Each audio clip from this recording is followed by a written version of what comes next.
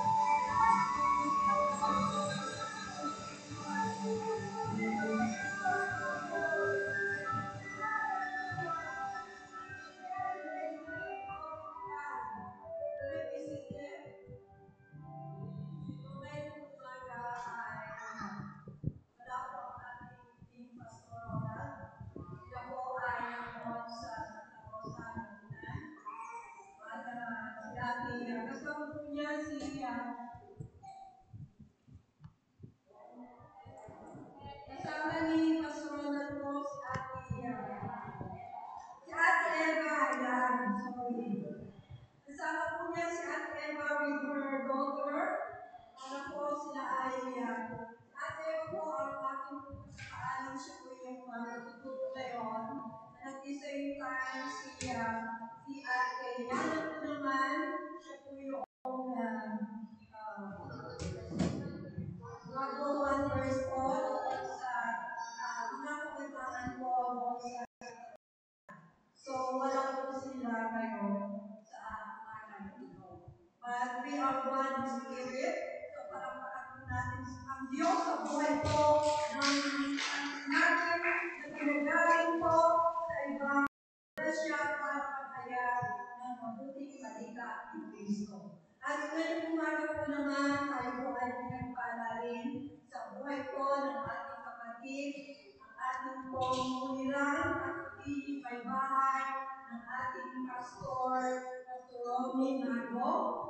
Siya po ang naglalahat o nagturo po sa atin ng salita ng Diyos ngayong umaga.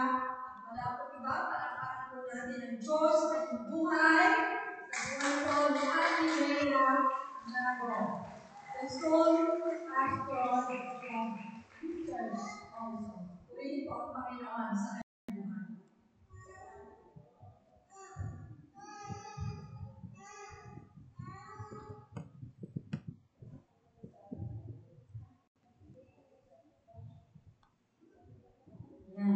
So, magandang umaga po sa ating lahat. Tingin po sa ating Panginoon Diyos. Kumusta na po isang linggo? Tayo po ba ay binagyo? Ayan. Tayo po ba ay binagyo ng pagpapala ng ating Panginoon? Kasi purihin po ang Lord, purihin ang God, kasi even di po ba signal number 3 ang sinasabi po na sa balita ng Batangas ay signal number 3, pero purihin ang God kasi hindi po natin nararamdaman, diba? Kahit siya ay humangin, pero hindi naman po nadala ang ating mga gamit o yung mga puno. Siguro yung talika po, nadala. Ano ba? Ayan. So, sa umagang ito, alam mo po, ang bawat isa ay talagang may kaabalahan. Hindi po ba? Especially ang mga parents. Ayan. Alam ko yung work ng parents. Kasi kami din ay naging magulang. Kami din ay nakaranas ng pag-aalaga ng maliliit na mga anak. Di po ba? Tayong lahat ay pinagkalooban ng God na mabigayan ng mga anak upang ating alagaan, ating tulungan. Naalala ko po noong kami ay Pastor Romy, noong kami ay nasa sa Saudi Arabia, naalala ko na si Jean ay hindi pa nag-birthday, pero pinanganak ko na si Rachel. Ayan. So, 11 months na yung difference ng dalawa. Tapos kami ay both working. Ayan. Pareho kami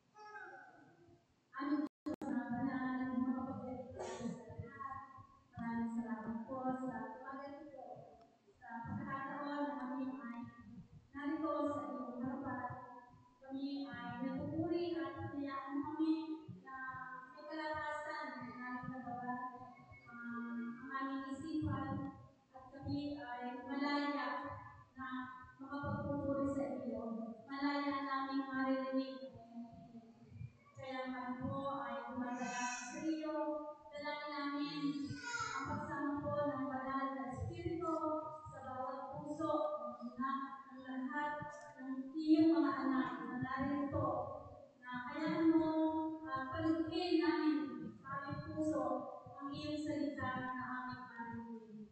Tulungan mo kami na magawa namin ang kalooban mo at hindi ang kalooban namin. Maraming salamat po, Ama. In Jesus' name. Amen. Sabi po dito, Christian growth in the kingdom of God. Dito, meron pong sa Bible, alam ko po, nababasa natin lahat kapag kayo ay nagbabasa ng Bible. Meron po tayong nakabasa na Kingdom of God, yan, Kingdom of Heaven, and Kingdom of Christ. Diba? Kapag tayo ay nagbabasa, yan, nakikita natin.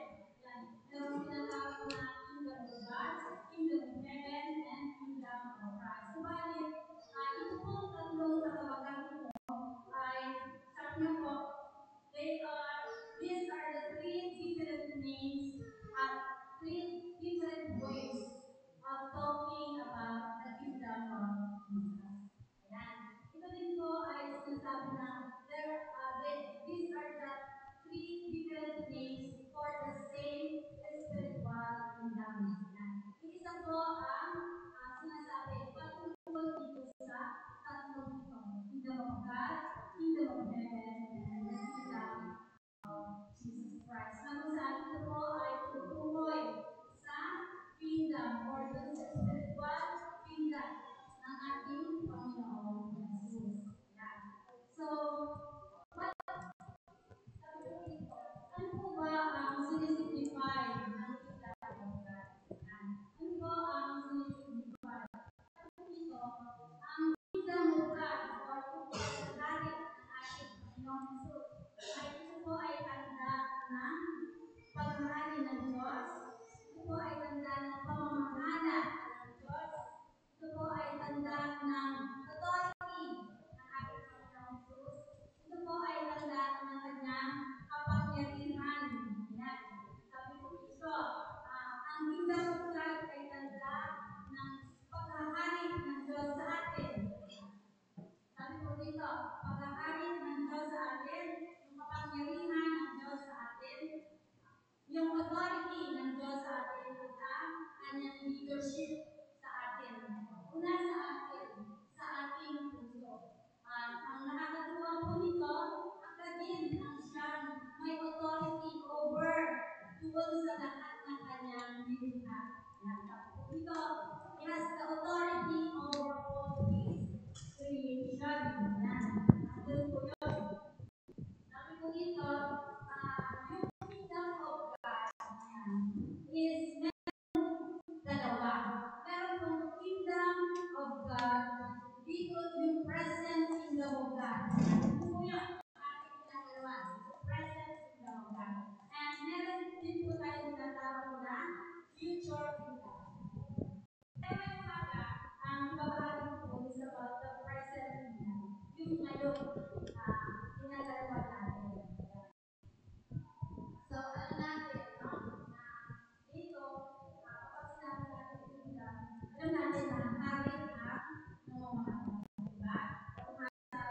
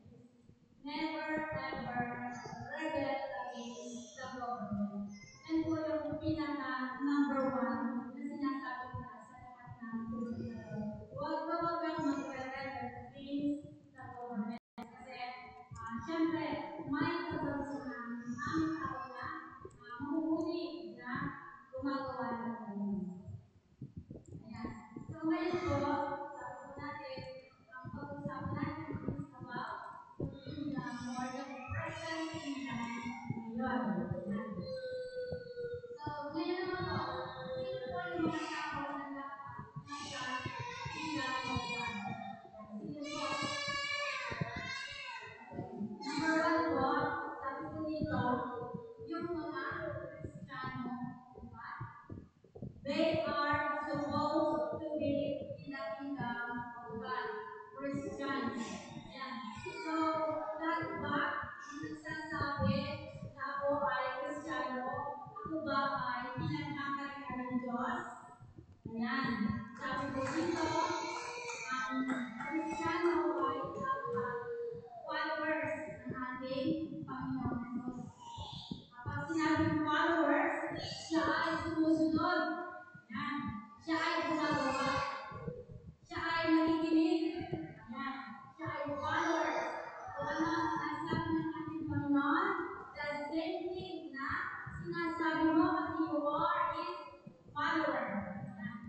Sino ba ang dapat nasa kingdom of God? Yan. Number 2, a child of God. Yan. Ano pong sabi sa John 1:12? Yan. Kung sino man ang tumanggap sa ating Panginoong Jesus, yan. Sino man ang manampalataya sa Kanya, bibigyan ng karapatan ng Diyos na maging anak. So, ang Christian should be followers of Jesus Christ. A Christian should be a child of God. And number 3, sino pa ang dapat nandun sa kingdom of God? Sabi dito. Number 3, sabi po sa John 3:3. Yan, basahin po natin. John 3:3.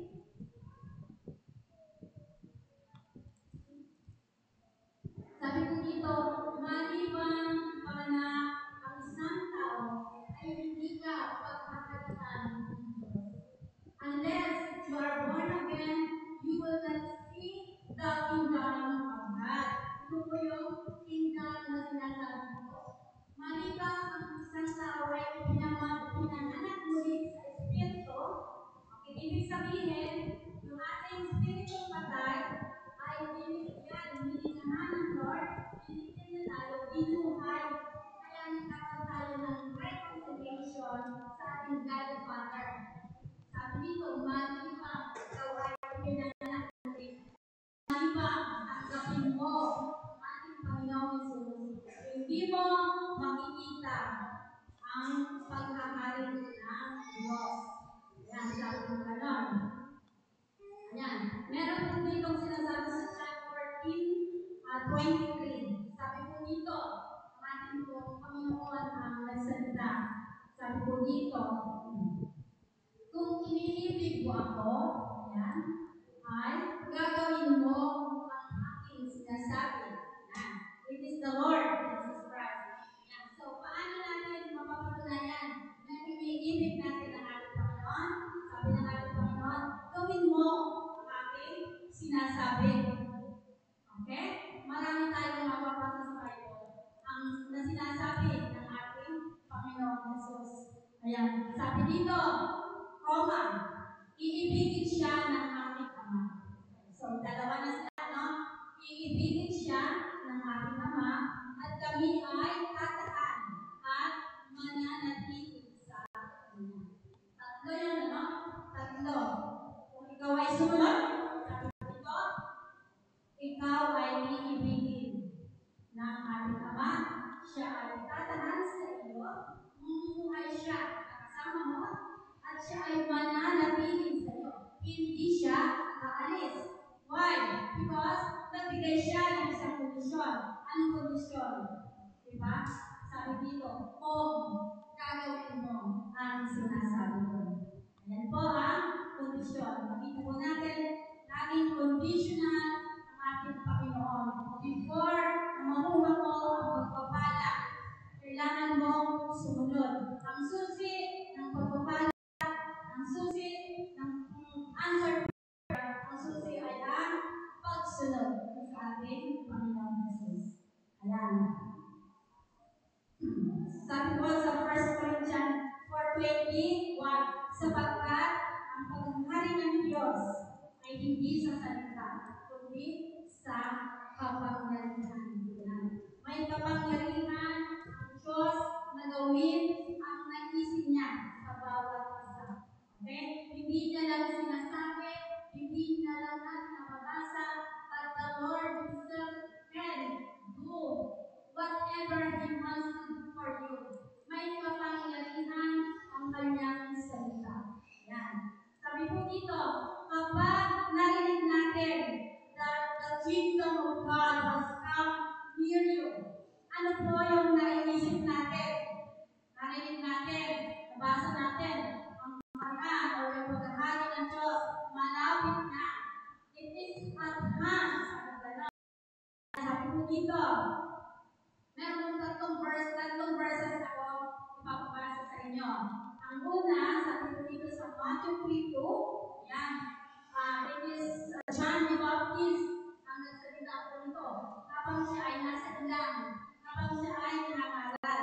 Sabi po dito, magsisi kayo at talikuran ang inyong mga kasalanan sapagkat malapit nang dumating ang kaharian ng Diyos. Yan. Next na verse, sabi po dito sa Matthew 4:17, ang ating Panginoong Jesus naman na nagsalita.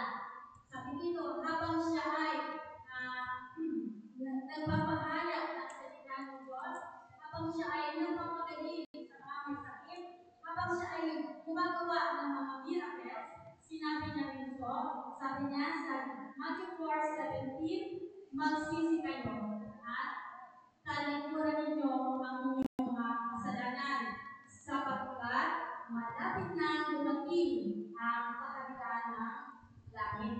Yan. Even dito po sa Mark 1:15, yan. Dumating, papasahin ko, sabi ko dito, dumating ang nagtatanahon na malapit na maghari ang Diyos. Kaya, sabi ng ating Panginoong Jesus, magsisi kayo at talikuran yung mga kasalanan. Paniwalaan ninyo ang magandang balita. Sabi, repent, turn away your sins, turn away from your own way, and believe the gospel.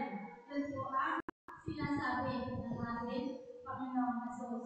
So, sabi natin kanina, kapag narinig natin yung salitang the kingdom of God has come near you, ano yung nasa isip natin? Sabi po dito, ang ibig pong sabihin ng mga katagang ito is, ang bawat isa sa atin ay gagawa ng isang desisyon na either, number one, either ikaw ay magpapasakilan sa pamamahala ng ating Panginoon Jesus.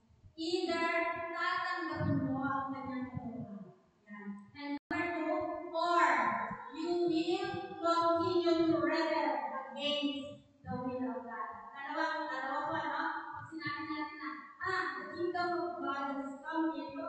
It's either you accept yung katawan, magpapasakilan ka under the authority ng ating Panginoon, or you will continue to rebel against the Lord. Yan. Sabi ko dito, ibig sabihin, the necessary and the most basic condition, ayan, for us to be part of the kingdom of God is, ano po? Ano yung pinaka-basic? Ano yung necessary na kailangan natin for us to be a part of the kingdom of God? Number one, sabi dito, repent and turn away from your sin. And number two is believe the Bible. Believe the Word of God. Believe the Gospel. Ayan po lang. Sabi po dito, repent. Alam po natin, ano, napakarami natin beses na nagre-repent. Every time na tayo ay nakakagawa ng mga bagay, alam natin na hindi ito kaibig-ibig, hindi ito gusto ng God, ang tendency tayo ay nagre-repent, diba? But sabi nga po, unless makita sa atin yung transformation or yung changes, unless na makita yun, that is not a true repentance. What is the true repentance? Number one, the true repentance is changing your attitude toward God. Ano po yun? Pagbabago ng ating attitude na kung sino ba ang Diyos. The question is, paano ba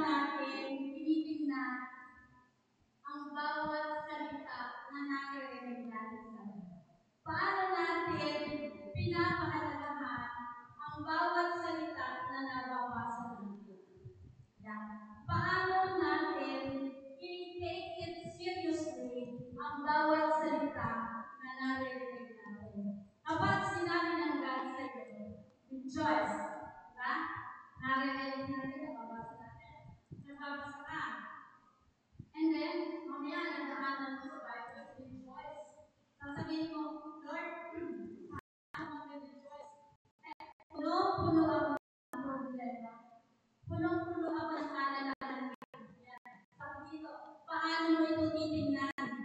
Kasi sabi nito, a true repentance is changing our attitude toward God. Paano mo tinitingnan? Gaano pa katotoo ang sinasabi ng God na ako ay mag-Diyos? Even I am in the midst of trouble, of pain, surrounded by problems. Kaya, sabi dito, sabi natin kanina, yung taong nasa kingdom of God, siya ay pinamamahalaan.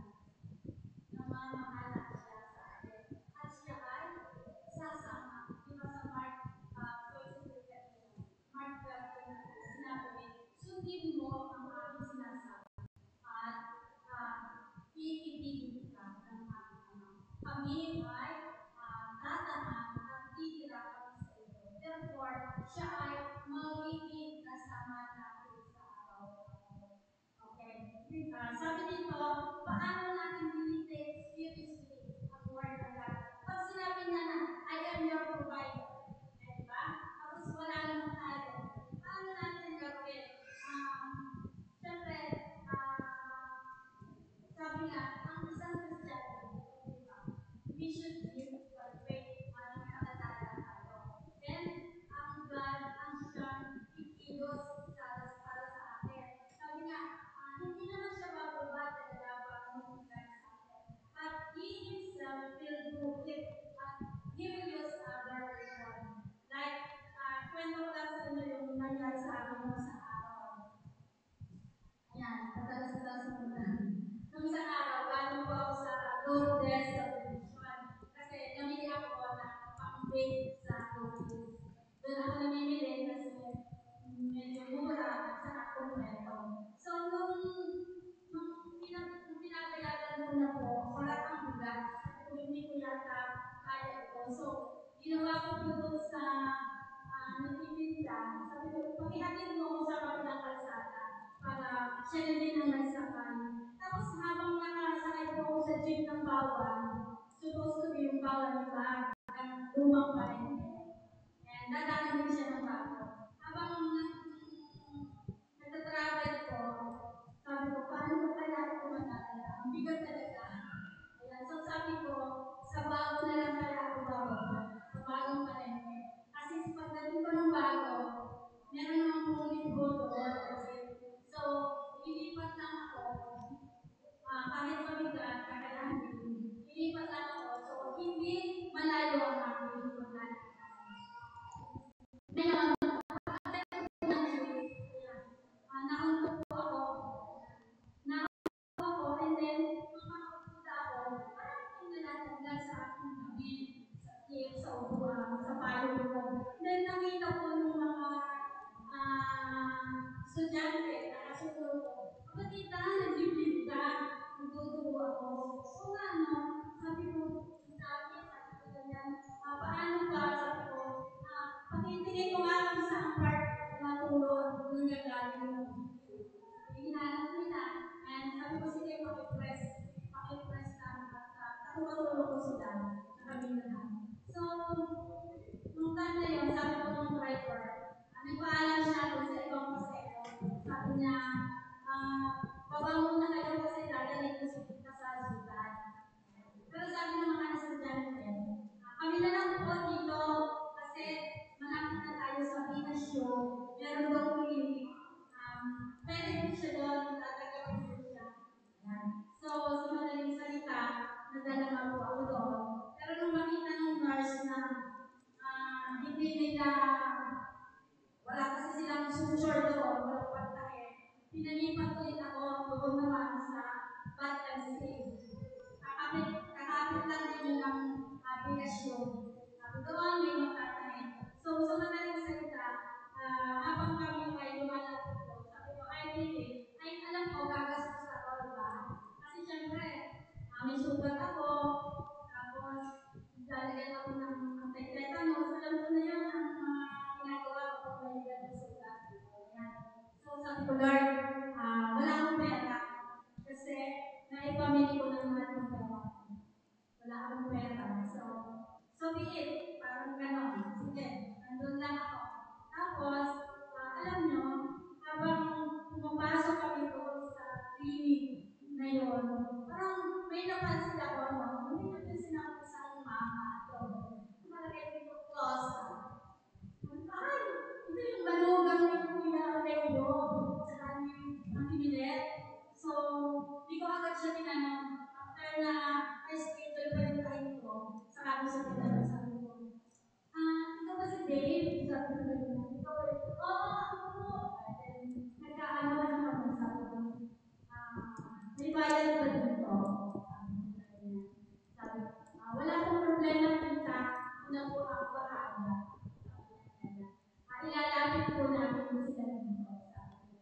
So, madaling salita, ayan, na-provide ko ang lahat na pangangailangan ko. Ayan. Kumbaga, I believe, ganun ang God. I believe, kagamit ng God, even dun sa mga students na kailangan niya, para sa tumulong sa akin. Hindi nila ako hinayaang nandun lang, hindi nila ako hinayaang mag-isa. Hinintay nila hanggang 2 o'clock yata ng hapon. So, I praise God. Kasi sa mga pagkakataon gano'n, doon natin napapatunayan na ating God is our provider. Hindi po ba? Kung hindi natin maranasan ang mga bagay na yun na ikaw ay hihingi, na ikaw ay wala, you never experience yung buhay. At hindi mo maalala, I really God is our provider. Amen. So, sabi po dito, unless babaguhin natin ang ating attitude ng pagkakakilala sa ating Panginoong Jesus. Ayan. Hindi po ito. Ito po ay hindi natin masasabi na true repentance. Because true repentance is may pagbabago na nangyayari sa ating buhay. Next, sabi po dito, ano ba ang kailangan mo for you to be a part of the kingdom of God? Number 2 is, you turn from your own way. Diba? Talikuran mo ang iyong mga, sabi dito kasi, talikuran mo ang mga bagay na ginagawa mo noon pa. Okay? Bilang isang kasama, diba? In 1 Corinthians 5:17, it is the Lord ang nagsabi na kung sino man ang tumanggap sa ating Panginoon, you are now a new creation. Okay? Sabi doon, yung nakalipas, wala na. Yung mamumuhay ka sa bagong buhay na ibinigay sa iyo. Diba? Bagong buhay. Sabi nga sa John 3:3, not unless you are born again. Born again, you will not see the kingdom of heaven. So, inaasahan ng Diyos para sa lahat ng tao na sabi nga, we are professing yung lahat. Sinasabi natin tayo ay mga Kristiyano, tayo ay linaw, tayo ay pinanganak, tayo ay new creations, tayo ay followers. Inaasahan ng ating Panginoon Jesus yung pagtalikod sa lahat na mga bagay na ginagawa natin noon na hindi nakalulugod sa Diyos. Next po, sabi nga, yung turning away from our own ways is ito po yung pagpapasakilanin natin ng ating opinion, ng ating ideas, ng ating principles, ng ating belief. Pailalim natin sa God. Hayaan natin na siya ang mag-decide para sa atin. Okay. Sabi po dito, to give up our own rebellious way. Na kung saan, i-give up natin yun sa God. Yan. Diba? Kung alam ko, nababasa natin lahat yun, yung laging sinasabi ng God, especially doon sa Old Testament, anong sabi ng God? Because you did not listen to me. Because you did not hear my voice. Sabi dito, because you walk on your way. Diba? You walk on your statutes. Sabi ng God, ikaw ang namuhay para sa sarili mo. Kaya naman, ayaw ng God na ngayon. Sabi nga, hindi piniliwan niya ang kanyang mga anak. Pinapaubaya niya sa halapan ang mga tao, ang mga Israelites kapag sila ay nagre-rebel against the Lord. Ayan. So, and number 3, na for us to be a part in the kingdom of God is believe the gospel. Paniwalaan mo ang sinasabi. Paano mo, sabi dito,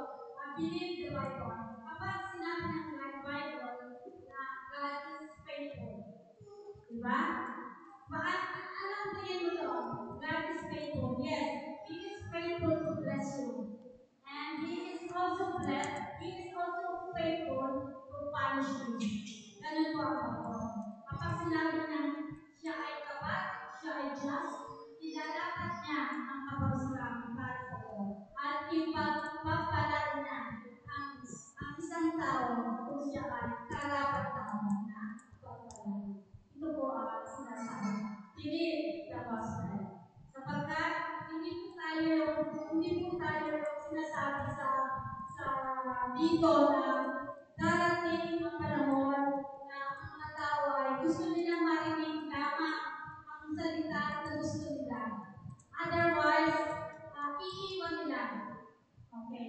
Kasi sinasabi ko dito na darating ang time na ang mga tao ay nanaisin niya iwanan ang salita ng God. Nanaisin nila na gawin kung ano ang nais nila.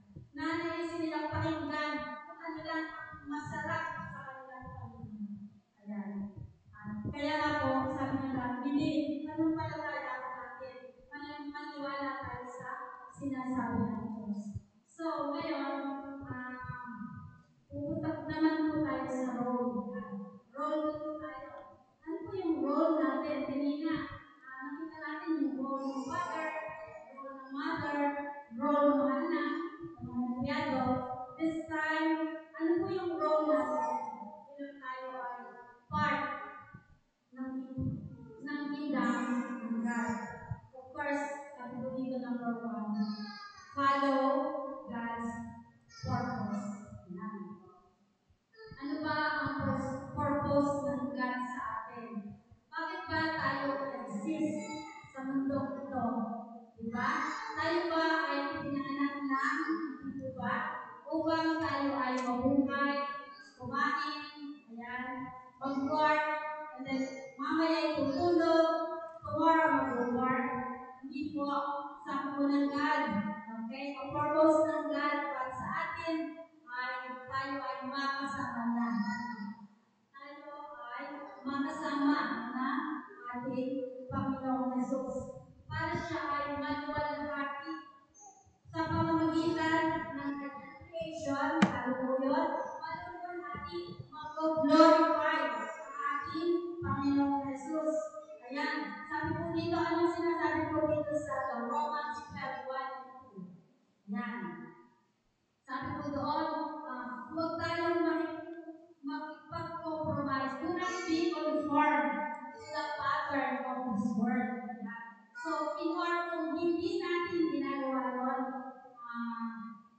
mag-glorify natin ang God. Kasi sabi ng God, ang gusto ko fellowship. Ang gusto ko mag-glorify ako. Ang gusto ko magawa ko sa bawat isa sa inyo kung ano yung mga bagay na gusto niyang i-accomplish dito sa mundo. Diba?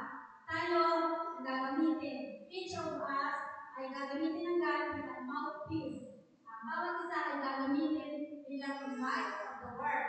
Ang bawat isa ay gagamitin bilang salt of the world. Ikaw ang mag-i-influensya sa iyong mga katrabaho, sa iyong mga kamag-aral, sa iyong kapitbahay, para sila makita rin nila ang kabutihan ng God. Yan ang purpose ng God sa iyo. Okay?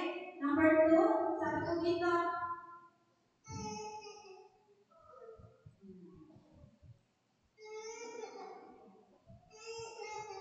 another purpose po ng God. Another role na ginagawa natin. Number 2 is committed to break away from sinful and ungodly practices. Yes. Okay. Sa Matthew 11:12, sabi po dito, mula nang mangaral si Juan na tagapagbautismo hanggang ngayon, ang kaharian ng langit ay sapilitang pinapasok ng mga mararahas. So, yung tinignan ko po ang context ng verse na ito, hindi po ito nangangahulugan ng violence. Hindi po nangangahulugan ng physical violence. Subalit, ito po ay nangangahulugan ng there is battle between evil and good. Meron pong laging labanan between flesh and the spirit. Ayan. Bakit po? Ang unang-unang work ng devil sa buhay at sa bawat isa, sa lahat ng tao, ay hindi sila makakilala sa God. Pinipigilan nila pinapasok nila ang kanilang mga isipan. Nilalagay nila sa isipan nila na mali ang pagkakaroon ng relasyon sa ating Panginoon. Ayan. Ito ang unang-unang nilalagay. Nilalagay nila ng mga problems ng isang tao. Nilalagay nila ng mga sitwasyon na hindi nila makayanan. Kaya ang mga tao ang lalong napapalayo sa ating Panginoong Jesus. Sabi dito, pilit pinapasok ng mga marahas. Sabi po dito, the strong take it by force. Ayan. Pilit, ibig sabihin, there are forces that working against doon sa pinapagawa ng God. Ano yung pinapagawa ng God? Una-una, pinapagawa sa atin, bahagi natin ang salita ng God. Pinipilit niya yan, dinidisrupt niya yan. Inaalis niya sa isipan ng mga tao. Binibigyan niya ng hindrances para ang isang tao na dapat makapagkaraki ay hindi niya maibahagi ang salita niya. Parang isang sundalo, di ba? May mission ka. Ngayon, alam mo na ang pupuntahan mo, nandun na kayo. Isang batalyon, dalawang batalyon. Di ba? May mission ka. Pero, because na-ambush ka, ayan, because may nakahanda na kaaway para sa iyo, ikaw ay hindi makakarating sa iyong mission. Hindi mo mare-rescue ang mga tao na dapat na-rescue. The same thing with us. Ang God ay laging ninanais ng bawat isa sa atin ay maibahagi. Sabi ganon. Ano ba? Ano ba yung forces na humahatak sa atin para hindi natin magawa? Siyempre, sabi ko dito, yung influence of sin. Diba? Kapag ikaw ay nakagawa sa isang bagay na alam mong hindi tama, hindi mo maibahagi ang word of God. Sasabihin sa iyo ng evil spirit, paano mo makakayang bahagi? Ikaw din, ganyan. Diba? Kaya pinipigilan ng evil spirit para hindi mo maibahagi ang word of God. Ayan. Sabi nga po, tayo ay tinawag ng God. Tayo lahat ay pinagharian ng God. Tayo lahat ay pinanganak ulit. Tayo lahat ay tinawag anak ng Diyos. Bakit? Para i-pursue natin. For us to pursue the God's kingdom with fervency, with eagerness, with urgency. Why? Because alam ng God, alam din natin lahat na we are facing the opposition. Maraming nag-oppose dito sa sinasabi ng Word of God. Sabi dito ng God, we have to pursue it with eagerness. Maging maalap, okay? Yung pagbabahagi natin. Maging matiyaga. Maging sabi dito with urgency na kung saan parang sinasabi natin na today is the day na darating na ating Panginoong Jesus.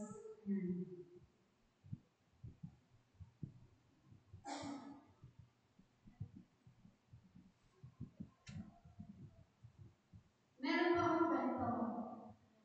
Para makasin po tayo. Alam niyo po ba? Narinig niyo po ba yung kwento about Satan sa yung apprentice niya? Si Satan, marami siyang kampo, di ba?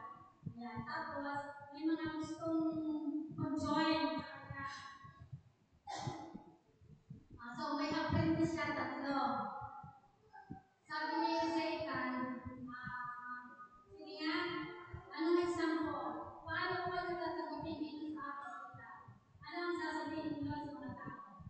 So, apprentice number 1, sabi niya, sasabihin ko, boss, amo, there's no God. Sabi niya, no? Sabi ni Satan, no. Alam niya ng mga tao. Alam na ng mga tao na may Diyos. Kasi andyan ang mga dagat, ang puno, andyan ang mga tao. Alam niya ng tao na nilikha sila ni Diyos. Ano pa? Wala na bang iba? Apprentice number 2. Sasabihin ko, there's no judgment. Yan, sabi doon. Walang judgment. Ibig sabihin, kapag walang judgment, walang kaparusahan. Yan. Kahit na anong gawin mo, hindi ka makakatanggap ng parusa. Because there's no judgment. Sabi ng apprentice number 2. So sabi ni Satan, pwede, pero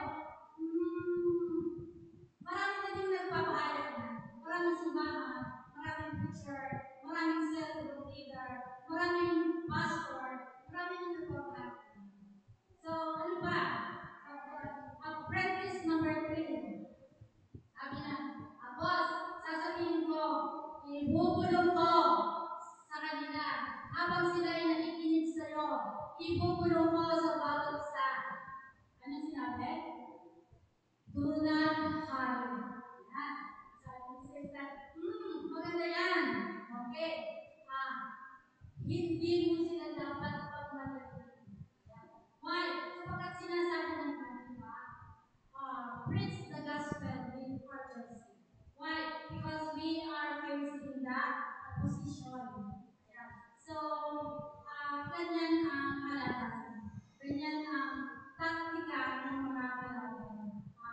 Pinupugirian niya yung mga tao na nakikinig, yung mga tao na Kristiyano, yung mga tao na sa palagay nila is ginagamit ng God para maipahayag ang kanyang salita.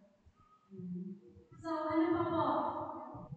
Ano pa yung role natin bilang mga Kristiyano na nasa kingdom of God? Sabi po dito, go and tell people about Jesus. Isa po yan po. Sabi na po, this is our great commission. Ito po ay para sa bawat isa na tumanggap sa ating Panginoon Jesus. Go tell people about Jesus. Ano ang pagkakakilala mo sa ating Panginoon Jesus? Sabi dito. Go tell people that He is a healer. Go tell people that He is our provider. Go tell people that there is hope in His name. Go tell people that there is salvation in His name. Go tell people that there is forgiveness for every sin na nagawa natin. Go tell the truth. Huwag natin ipagdamot ang katotohanan patungkol sa salita ng Panginoon. Naalala ko po, kami ay may pinuntahan. Sabi doon, siyempre, pag pinuntahan ka, magtatanong ka. So, sabi na, ay nakarinig na po ako ng patungkol dyan. Okay, sige nga, kwentuhan mo naman ako. Ano ba yung narinig mo? Okay, paano ba yung tinatawag na salvation? Ano ba yung pagkakaalam mo patungkol sa salvation? Sabi po niya, ay, ang alam ko po ay kapag ikaw ay mabuting tao, ikaw po ay maliligtas.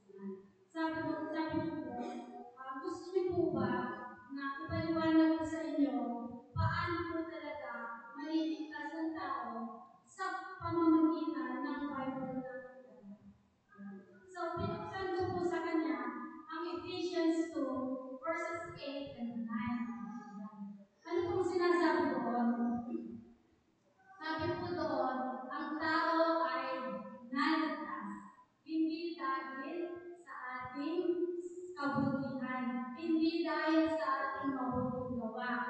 Sabi po gano'n, ang tao ay naligtas dahil sa biyaya, grace, pagpapala ng ating Panginoong Jesus. Sabi po, kasi sinabi ko sa kanya, paano po kita kung ako ay walang kakayahan gumawa ng mabuti? Kasi ang good works is something na magbibigay ka, tutulong ka, mag-donate ka. That is good works, hindi po ba? Paano po kung ako'y walang kakayahan? Paano po ako maliligtas? Diba? Ang makapagliligtas sa atin ay ang biyaya ng God. Sabi po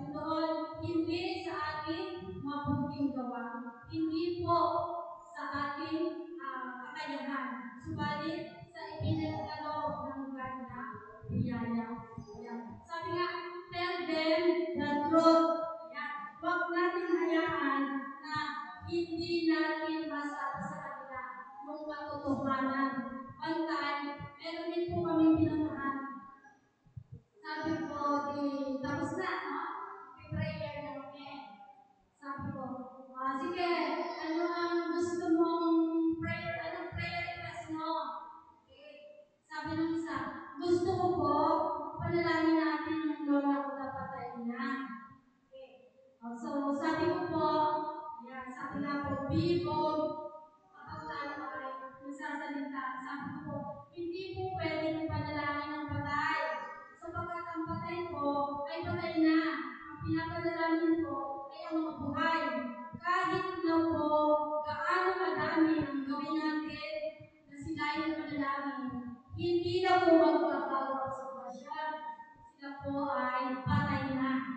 So, sabi nga, sabihin natin ang totoo kasi marami silang alam na hearsay, marami silang alam na hindi po galing sa Bible. Ang alam po nila is yung mga narinig lang nila or yung mga naging kaugalian nila sa buhay. Marami pa po. Sabi dito, bilang tayo ay part of the kingdom of God, sabi dito, sabihin natin ang katotohanan. Sabihin natin yung plan ng God. Ano ba yung plan ng God sa buhay ng bawat isa? Diba? Ano yung will ng God sa iyo? Ano yung purpose ng God sa iyo? Yan. Ano yung pinapagawa ng God sa iyo? Mali po, diba?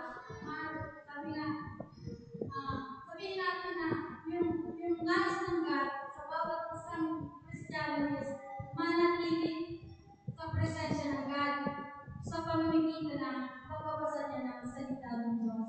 Bakit? Bakit magbabasa ng salita ng God? Sapagkat ang word ng God, dito niya sinasabi sa atin kung ano ang nais niyang ipagawa sa atin. The word of God is nandito yung warning niya sa atin, nandito yung katuruan niya sa atin, nandito din yung pagpapala niya sa atin. Ayan po ang ginagawa ng word of God. Kaya naman, maaari po noon na nakarinig na tayo ng word of God.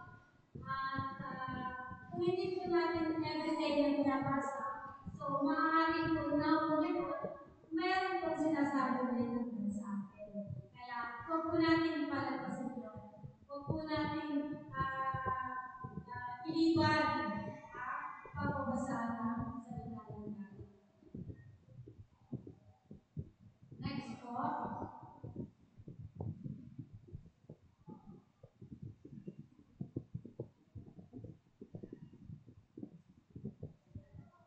So, ano pa po ang ararasan natin sa bilang kung tayo ay one? Ang God po is nag-i-intervene doon sa buhay ng lahat ng tao. Nag-i-intervene po siya sa bawat isa na nagkakita. Even po doon sa lahat ng kanyang creation. Ayan. Sabi po dito sa John 10:10. Matthew 12:28. Sabi po dito.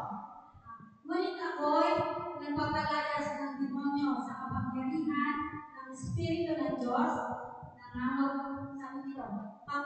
Ngunit kung ako ay nagpapalayas ng demonyo sa kapangyarihan ng Diyos, nangangahulugan bang dumating na sa inyo ang kaharian ng Diyos. Ibig sabihin, nag-i-intervene po ang God sa buhay ng bawat isa. Kung ikaw ay may karamdaman, okay, mag-i-intervene ang God sa iyo. Kung ikaw ay may mga bagay na problema na hindi mo malatasan, mag-i-intervene ang God sa iyo. Siya yung gagawa na kaparaanan kasi sinabi niya, ako ay kami ng aking ama ay mananahan at sasamahan. Mag-i-intervene.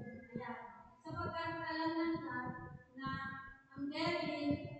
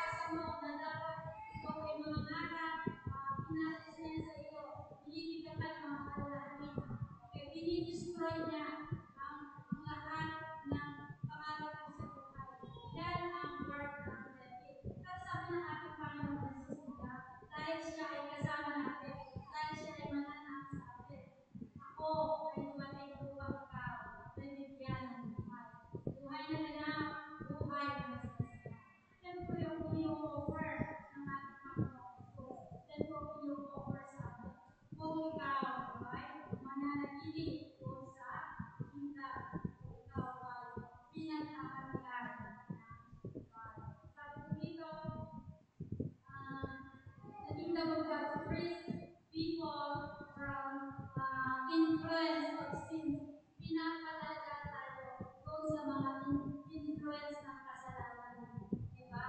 Okay. Kapag tayo ay nagkaroon ng relasyon sa ating Panginoon, yan, pinibigyan tayo ng opportunity, diba? Para tayo ay magbago, para tayo ay makapag-reconcile sa Kanya. Therefore, kapag pinanggap natin, hamon ng God na kapag pinanggap natin siya, siya yung magpapalala sa atin. Papalayain na tayo doon sa mga bagay na hindi natin kaya. Ito yung mga temptation, ito yung mga sins, ito yung mga depression, ito yung mga lack of faith, ito yung doubt, ito yung resentment, ito yung hatred, ito yung poverty. Palalayain mo tayo. Sapagkat ayaw ng Diyos na ang tao ay manatili doon sa ganoong sitwasyon. Sabi ko dito, God uses His power through miracles. Sabi nga, noon lang daw nangyayari ang miracles. Hindi po, even sa pinakamaliit na bagay na hindi natin kaya gawin, and that is miracle. Ang miracle po, yung mga bagay na hindi natin magawa. Kaya ba ng Diyos? Kaya mo ba na palapain mo ang sarili mo? Hindi. It is the Lord ang mag-comfort sa atin because He is our comforter. Diba? Kaya ba ng Lord na i-take control ang isip natin? Hindi po. That is miracle. Gumagawa siya ng miracle sa bawat tao. Nagpapasa ilalim sa kapangyarihan. Kasi sabi ko dito sa Mark 34, pinagaling ni Jesus ang maraming may sakit. Kaya maraming sumusunod sa kanya eh. Kasi gusto nila ng healing. Sapagkat very famous ang ating Panginoon. Sabi nga ng isang preacher na narinig ko, sabi ng isang Muslim siya dati, kahit binasa niya na yung buong Quran, never na nakakita sila na nagpagamot ang kanilang Diyos. It is only the Lord Jesus Christ who heal. Ayan po ang patutunayan.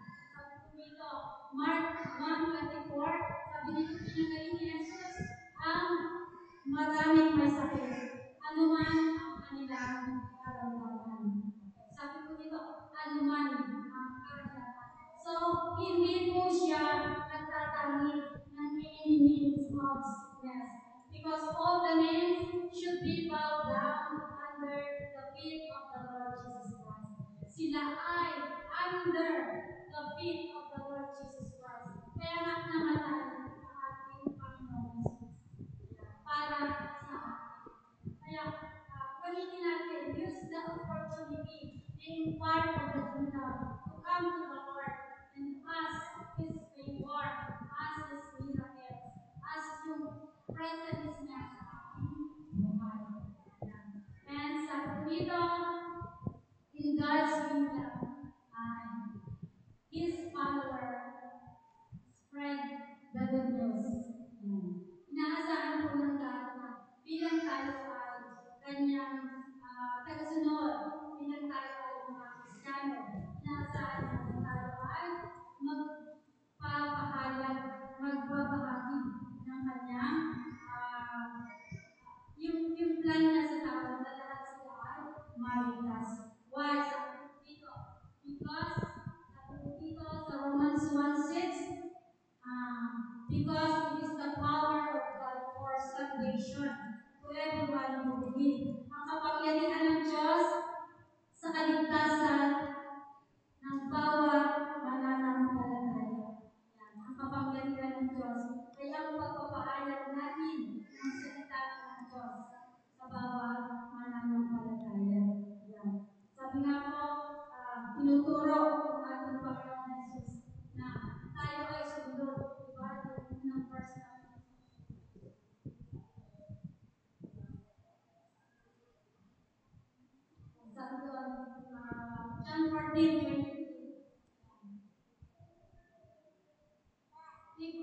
loves me, He will keep my word. Kung ako ay mahal, susundin niya ang aking sinasabi. Kung ako ay mahal ng aking mga tagasunod, susundin niya ang aking sinasabi. Next po, sabi ko dito, what are the evidence?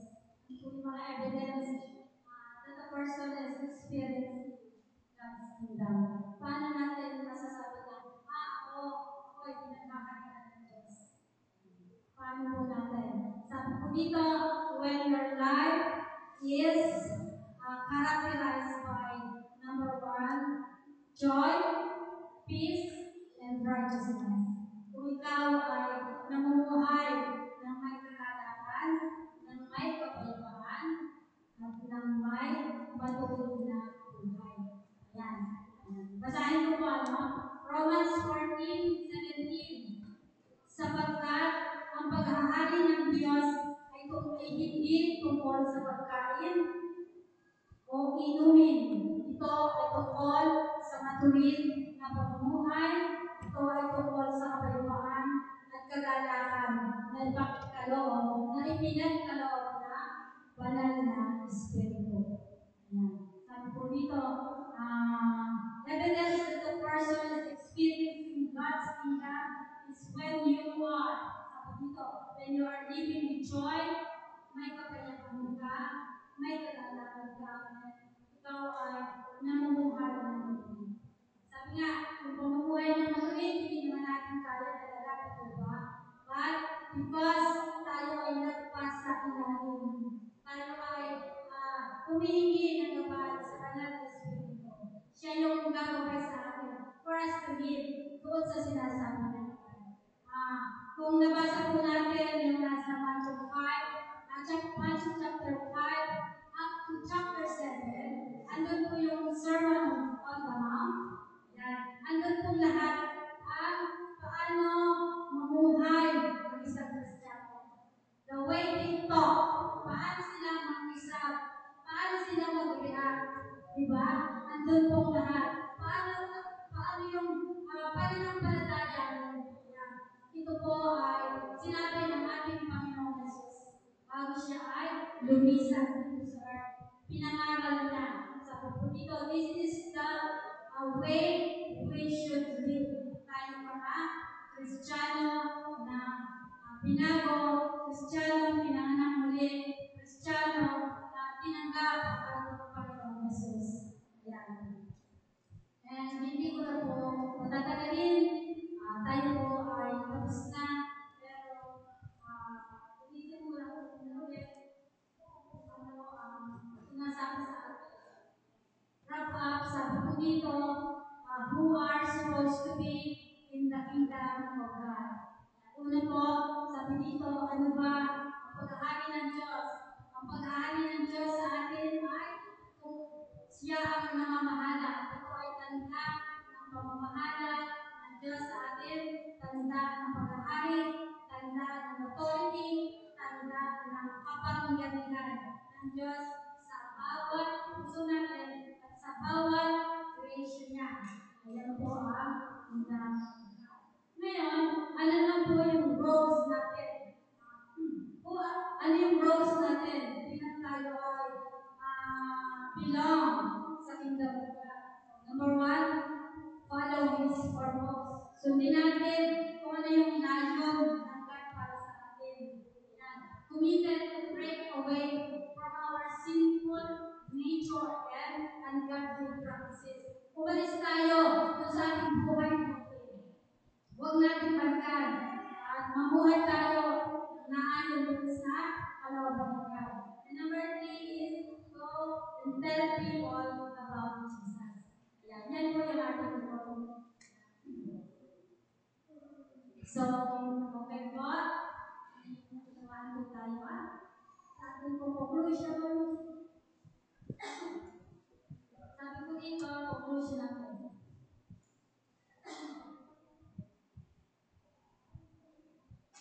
The fullest benefits of God's kingdom are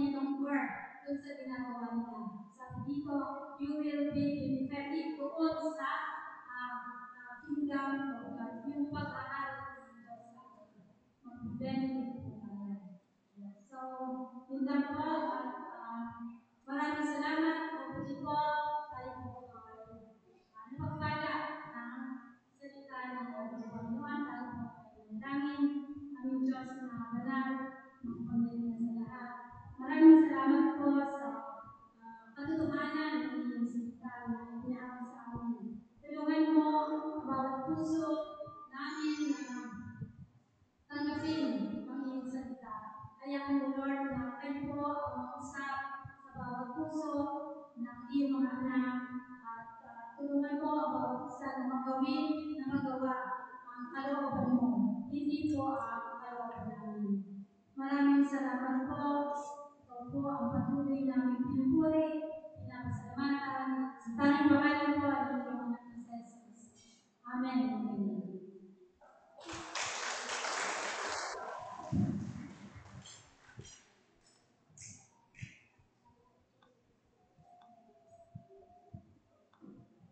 Praise God. Sige po, best love offering po ulit para sa ating mga mas. Amen. Praise God. So, maraming salamat po sa birthday natin Tia. So, ngayon po, tayo po ay darapos sa naman ng pagbibigay. Tanong ko lang, sino po dito kapag magbibigay ay masaya? Totoo po? Okay, so alam niyo po ba, yung pong pagbibigay may benefits po yan sa atin. Ano po? Ano po ba yung mga benefits kapag tayo ay nagbibigay, lalo na po sa gawain ng Panginoon or kanino mang tao? Ano po?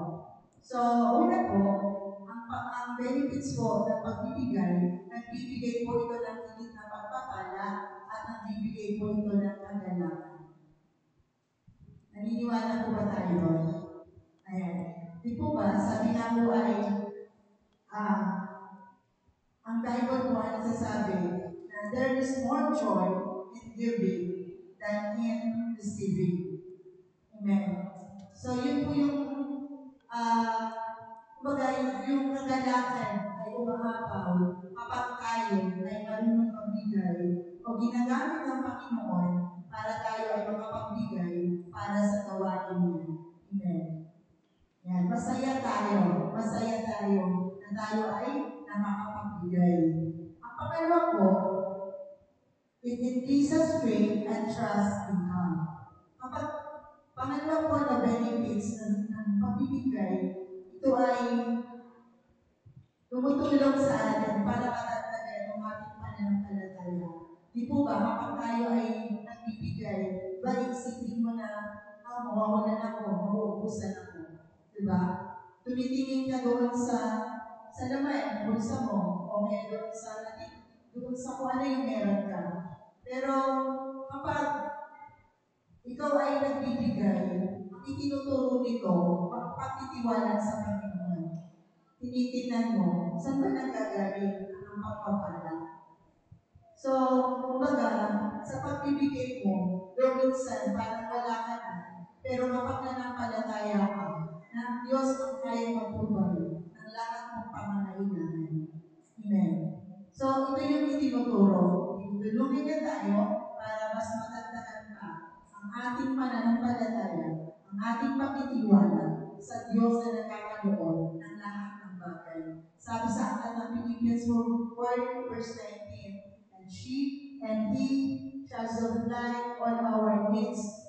Diba? Siya yung magkakaloob, ang magbibigay ng lahat ng ating pangangailangan mula doon sa kayamanang hindi nauubos. So the earth is the Lord and the fullness thereof. So kung tayo po ay nagiging bahagi sa ating sa gawin ng pagbibigay, yun po, tayo ay higit natin mararanasan ang magtiwala at mananampalataya sa ating Panginoon.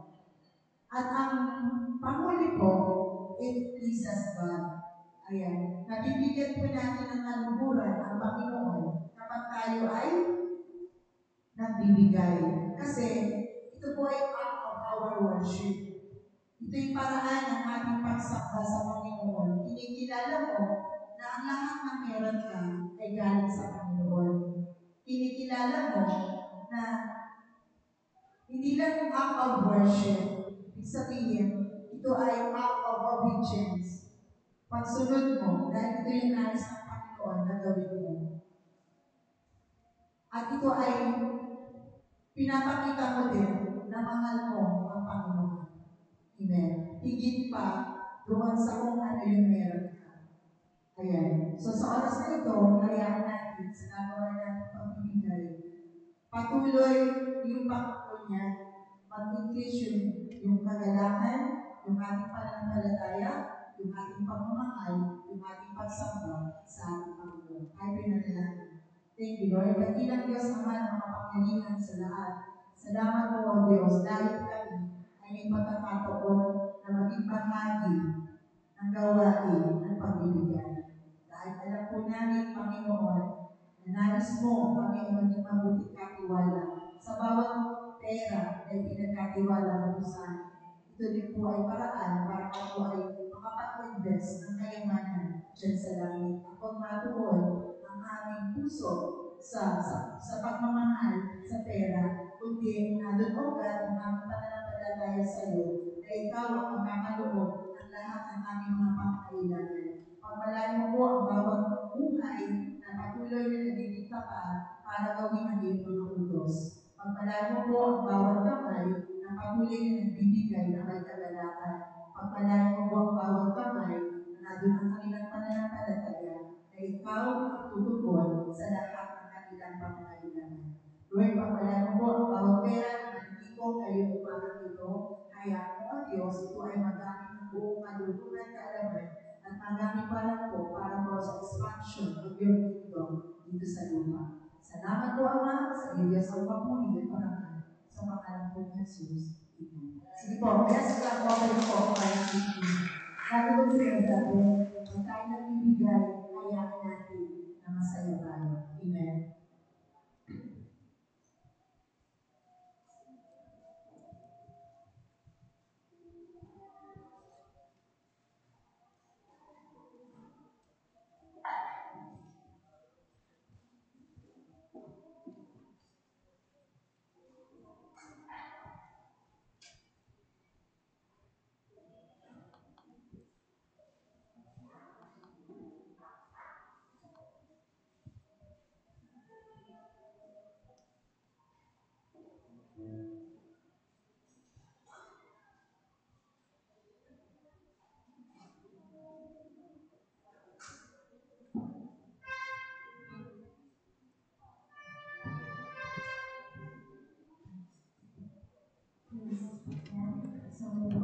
About sa alihan tumayo para po sa ating victory proclamation. So I believe bawat isa po ay paalalahanan sa narinig natin na salita ng Diyos. I believe na tayo ay pinagpaan ng alaman. Amen po? Amen? Amen ba? Amen? Yan, sige pa. Sige po. Muli po ay ating ituon ang ating puso at isip sa ating muling pag-awit sa ating Panginoon. Tayo po ay magpasalamat sa ginawa niya sa ating buhay. Kaya mga so, pwede po ba yun? Pwede po ba palakpakan mo natin ang Lord?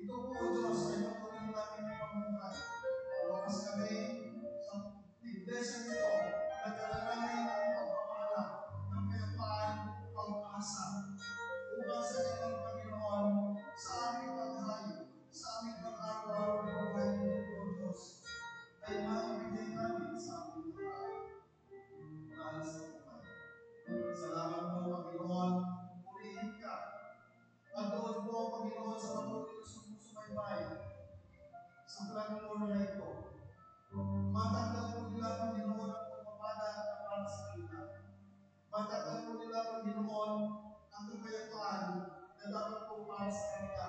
Kagalingan